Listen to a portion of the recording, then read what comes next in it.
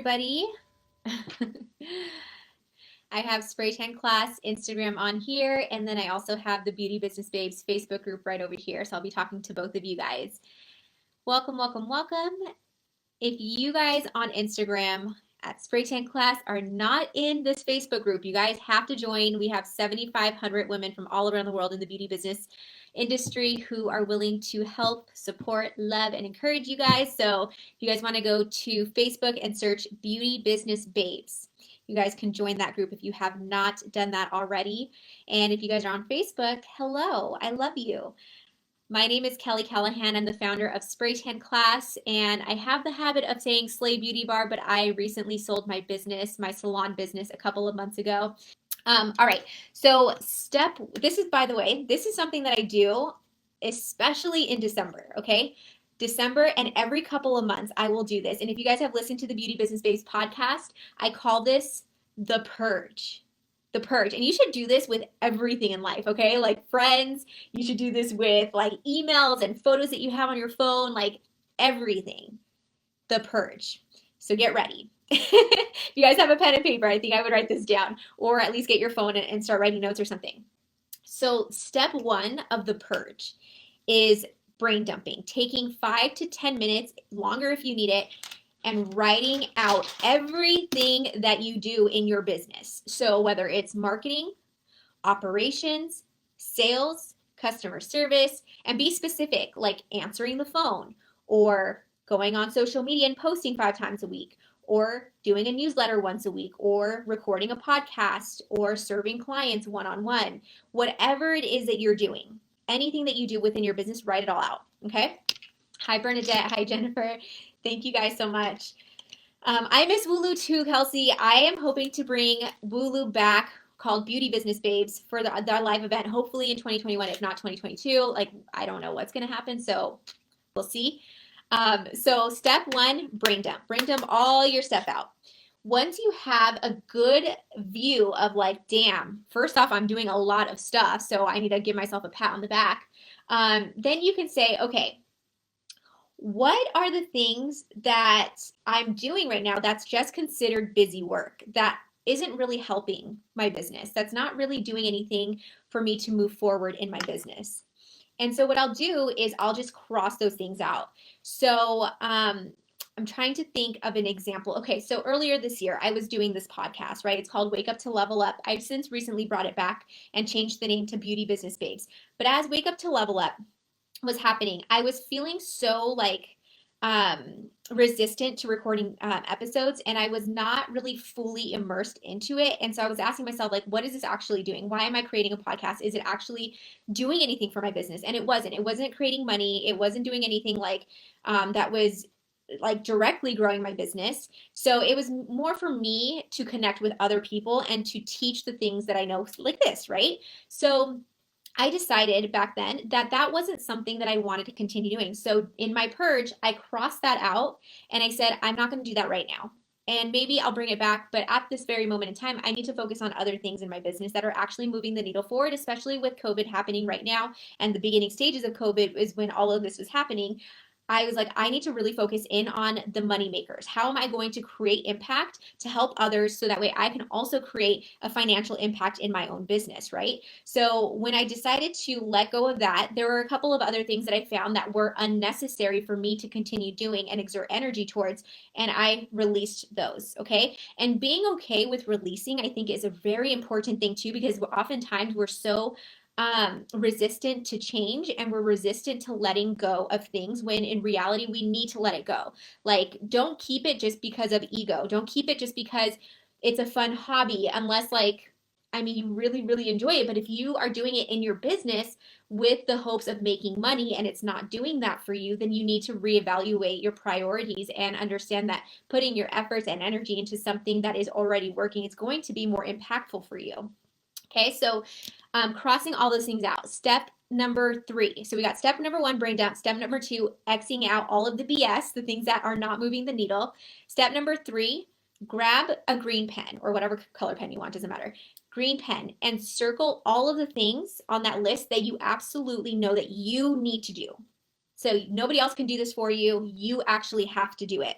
So one idea or one example of this would be me doing these Facebook Lives. I can't take my face off and give it to somebody else to do these Facebook Lives. And I have to do them, right? Like I have to show up. So I have to do, because I'm a personal brand. So it just depends on your business. But I have to do something like that. And yours might look like, you have to do the lashes or you have to do the spray tans. Maybe because you enjoy it in your business and you love it and you don't want to let that part go. But we'll go into delegating in just a second. So if it's something that you love, keep it, circle it under green, circle it with a green pen. Or if it's something that you absolutely know that you cannot delegate or systemize, circle it, okay? Step number 4, with that red pen, start circling all the things that you are currently doing right now that you can delegate out to somebody else, or that you can systemize in some way, that you can automate in some way. This is so, so important because a lot of the times, and this was me, so I know I can speak from experience, a lot of the times I am so afraid to delegate the workout because it won't be done the way that I want it to be done. This is not the way that you're going to be able, this mentality is not the way that you're going to be able to grow your business. In order to grow your business, you must duplicate yourself. That is a non-negotiable. You have to be able to duplicate yourself in your business. Otherwise, you are going to be holding all of these things and tasks, and you're not going to be able to move forward as best as possible without the overwhelm, without the help. Like you have to be able to ask for help. Thanks, Lucy. I love you. Without all the help. Without the help. So you need to be able to understand what you need to delegate and what you can systemize and automate in your business. And again, it is tough, and it takes a little bit of time to do research on how to systemize or delegate or automate your business.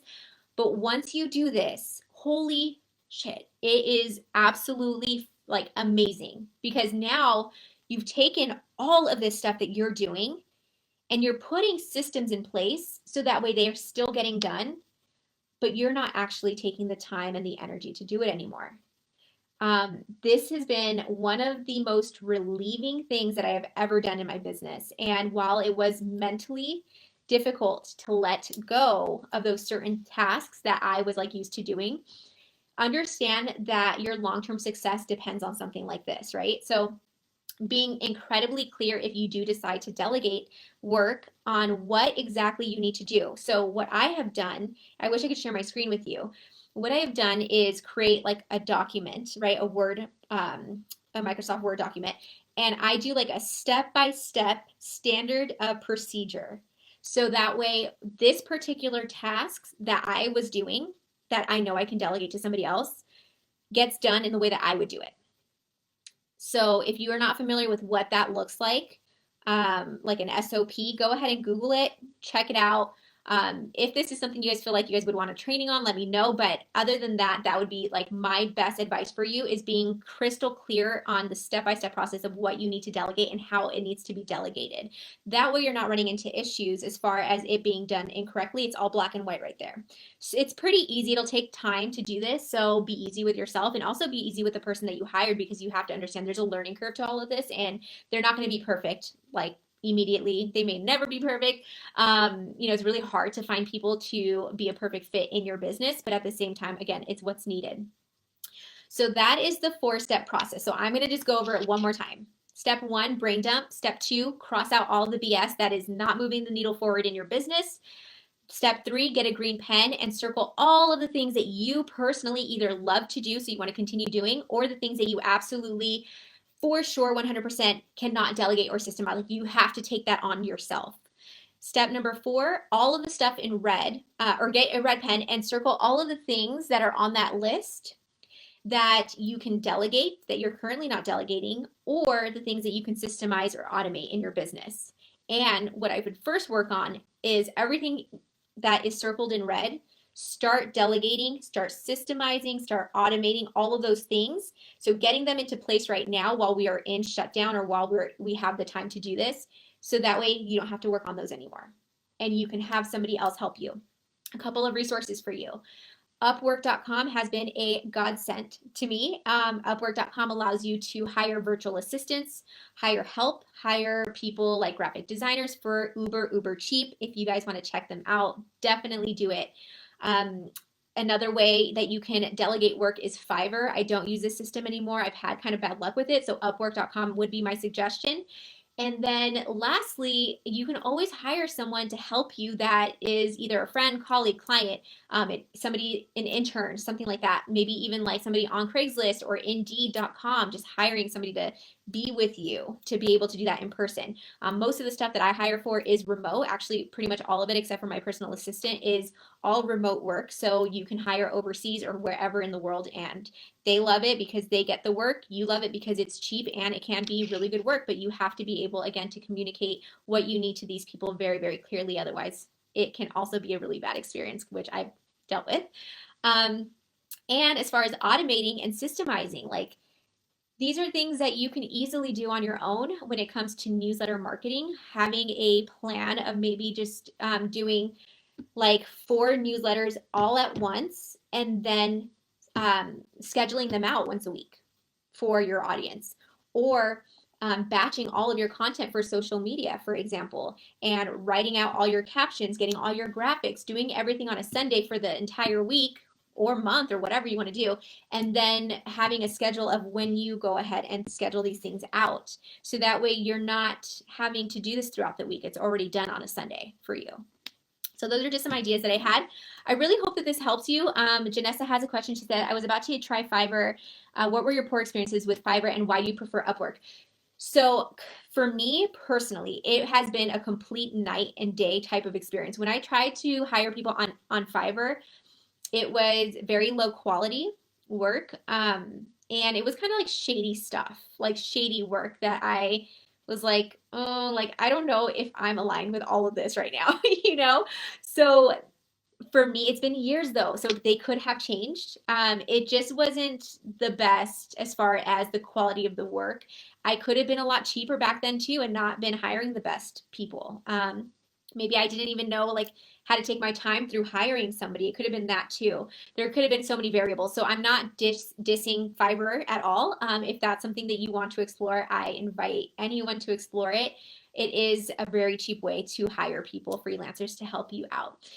But on the other hand, Upwork is something that was introduced to me over a year ago. And ever since I started working with Upwork, I've had a really good experience with the people that I've hired. I don't spend a lot of money and I get good quality work. I also think that has a lot to do with my communication skills as far as learning how to communicate very effectively and very clearly so that way these people know exactly what I need.